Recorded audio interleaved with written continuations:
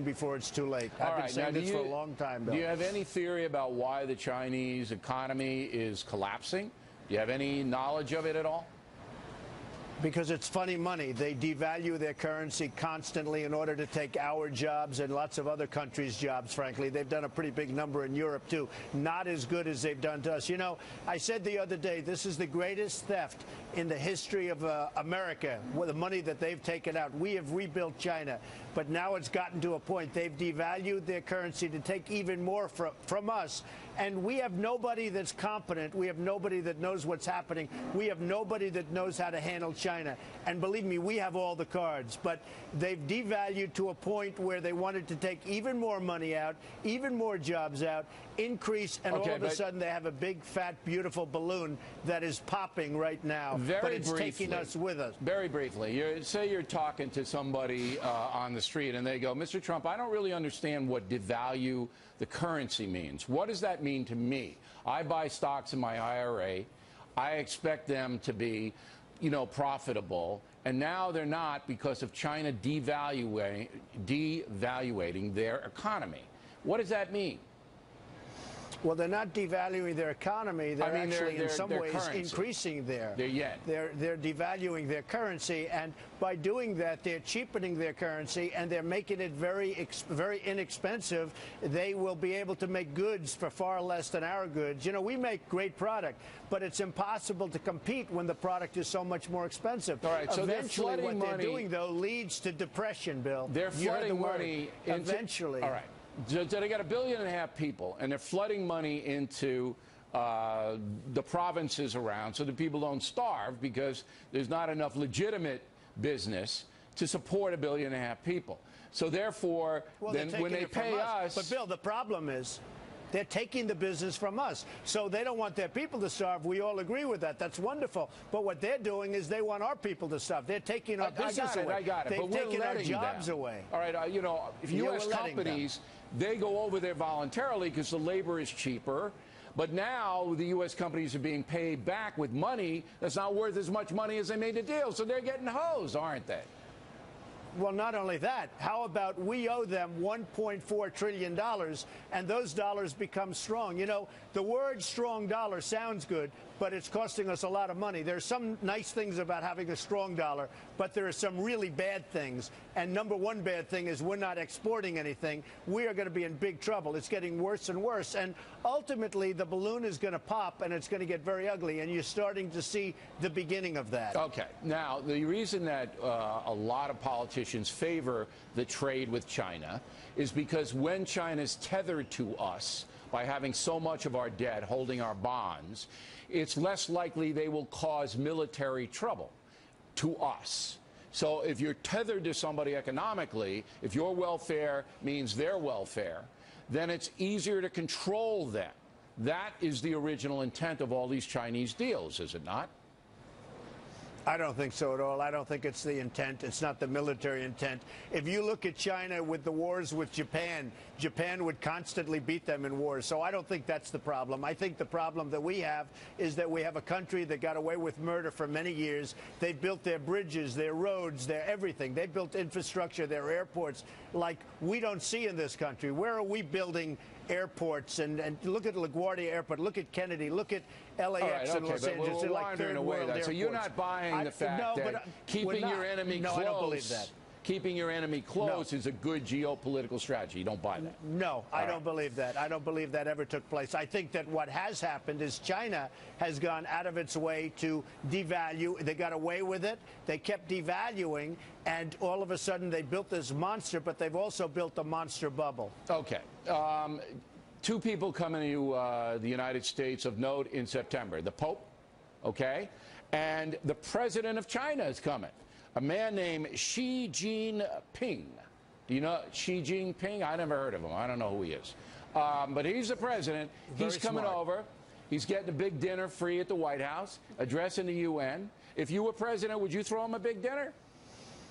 I would not be throwing him a dinner. We've had this conversation. I'd get him a McDonald's hamburger and I'd say, we got to get down to work because you can't continue to devalue. You know, we'll give him a state dinner.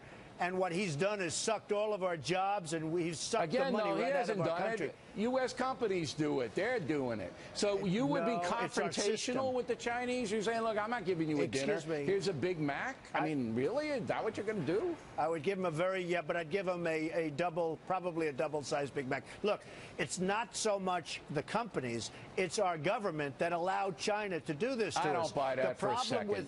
Those companies, they go over there because they want as much money as they can. They go to Mexico. Our government lets them do it, but this is a free nation. So if they want to go and do it, you can't stop them. Now, you could punish them. Bill, our government should have stopped China from devaluing. They never even bring them up. It's the number. Of course they can. How? You know how they can? Yeah, how? Very simply. Bill, it's so simple. They put a tariff on Chinese goods. All you know, right, China. Then you got a trade war. All right, then you got to trade. You have to do that, and then you bring it back to normal.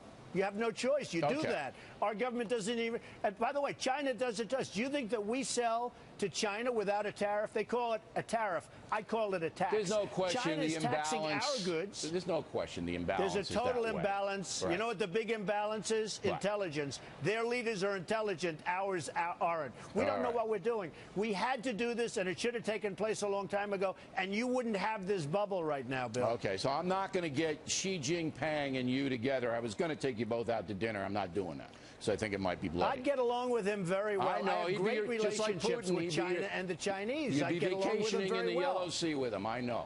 All right, now I'm going to hold Mr. Trump over against his will to talk about immigration because Jeb Bush joins us now from his headquarters in New York City. Now, I have a very specific question. I need a specific answer. We all know you want the wall. We all know you want Mexico to pay for it. We all know that. But here's a scenario, okay? Illegal immigrant mother and father living in Los Angeles. 2 children who are American citizens born here. If you're president, do you order authorities to take that family into custody? We have no choice. I'm sorry, Bill. We have to bring them out, and if they're wonderful people, which I'm sure they will be, and we have so many wonderful people, we'll bring them back in an expedited fashion. But we are a land of laws. We have borders. You said it. They're illegal immigrants. They're not supposed to be here. Mexico won't take them. You know, Mexico is the toughest there is almost in the world in terms of getting people to come in. They can't come in. You can't become a citizen of Mexico. They laugh at us. They can't believe the stupidity of the United States. But we have no choice, and we'll bring them back if they've done a good job. We bring them back, Bill. Okay, if they've done a good job, we bring them back. I got the theory. All right, 2 American citizen kids. All right, you got 2 illegal alien parents. They're living in a house, a little house in the east side of Los Angeles. All of a sudden, ICE agents show up. All right, knock on the door and say, "You have to come with us." Put them in a van. Bring them to a detention center. You're willing to do that? Bill, I don't want to do it. I have a bigger heart than anybody running, but we have a country that's totally out of control. We have no laws anymore. We have no order. We don't even know how many people are in here illegally. We have to get a process started. If you isn't there a better way than that kind of a confrontation? Bill, let me just tell you something. You're asking me about illegal immigration. If it weren't for me, this whole session, there's all of these people that you're interviewing every night, they wouldn't even be talking about illegal immigration. Listen, it's a huge problem in this country. No doubt about it. And there's no doubt about that. I took a lot of heat for it. And, Bill, I took a lot of heat for it, especially the first 2 weeks. And now everybody said you had Kate, beautiful Kate, just killed by this person that's disgusting that came here 5 times and probably was pushed over the border 5 times. You have Jamil. You have so many. You have hundreds. The woman the other night, you remember, in Los Angeles, she was raped, sodomized, tortured, and killed. A veteran, 66-year-old woman by an illegal immigrant. We have no choice. Okay, and by the way, but I just think there might be a better way Bill, to do it. I have to finish. Wait. But, Bill, I have to finish. All right, go. Faster. We have no choice. You know, the gangs that you're talking about in Baltimore and in Chicago and in Ferguson and all this stuff, you know, many of those gangs are illegal immigrants. These are tough dudes. They would be, if I'm elected, they're going to be out of there day one. We're going to get them the hell out of our country. And I don't they mind shouldn't that. be here in the first place. It's and the they're other, going to be it's out the so other, the fast your head law-abiding will spin. people with the American citizen kids. Now, Jeb Bush, probably the one that's running closest to you in most of the polls, was on the southern border today and said this. Mr. Trump's plans are not grounded in conservative principles. The simple fact is that his proposal is unrealistic. It will cost hundreds of billions of dollars. It will violate people's civil liberties. It will create friction with our third largest trading partner that's not necessary. And I think he's wrong about this. And you say? Well, he talks about civil liberties. We have illegal people that came in illegally. You tell me about civil liberties. We have to get them out. And some of these people are causing tremendous problems. All you have to do is look at the crime wave, number one. As far as Mexico being our third largest part, they are making a fortune. We're not making anything. Mexico's making a fortune because their leaders are smarter. They know what they're doing. Our people are grossly incompetent. Nabisco is now moving to Mexico. Ford is building a massive automobile plant in Mexico.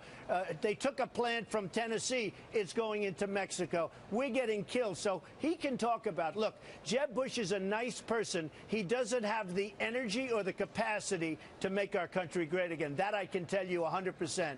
And you do need the wall. The wall is very important. And I think even you agree with the wall, Listen, Bill. I think you're right about the wall. I think you're wrong about the mass deportations and going into families. I think they have to be held accountable.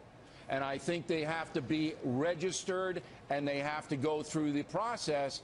But I can't possibly see how the courts, the federal courts, are going to allow federal agents to kick doors in and drag people out, especially when their kids are American citizens. Last word. I don't believe it'll be done that way. It'll be done in a very humane way, and they'll come back in and they'll be legal and people will be happy and we'll have a